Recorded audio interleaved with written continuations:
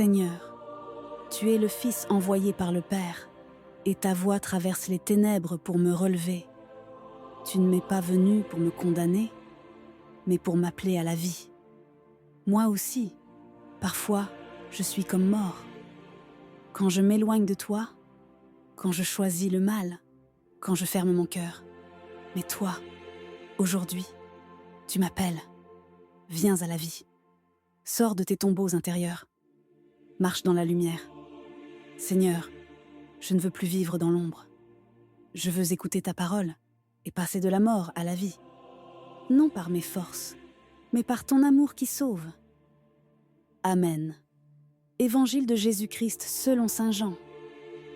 En ce temps-là, après avoir guéri le paralysé un jour de sabbat, Jésus déclara aux Juifs : « Mon Père est toujours à l'œuvre, et moi aussi, je suis à l'œuvre. » C'est pourquoi, de plus en plus, les Juifs cherchaient à le tuer, car non seulement il ne respectait pas le sabbat, mais encore il disait que Dieu était son propre Père, et il se faisait ainsi l'égal de Dieu. Jésus reprit donc la parole. Il leur déclarait : « Amen, Amen, je vous le dis, le Fils ne peut rien faire de lui-même.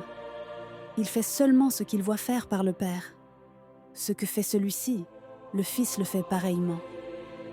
Car le Père aime le Fils et lui montre tout ce qu'il fait. Il lui montrera des œuvres plus grandes encore, si bien que vous serez dans l'étonnement.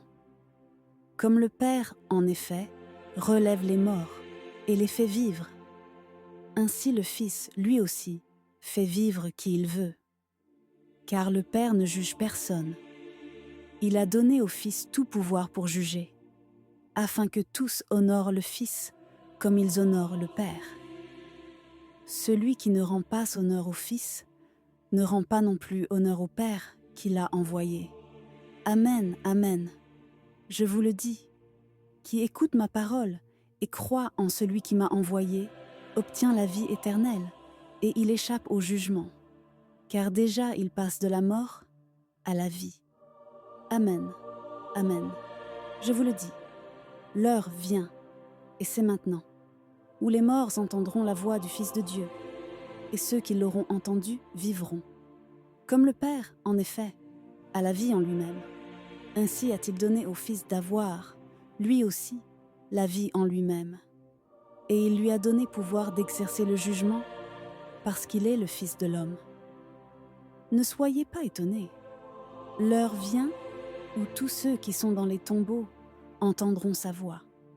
Alors, ceux qui ont fait le bien sortiront pour ressusciter et vivre.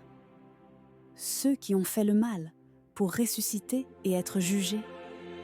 Moi, je ne peux rien faire de moi-même.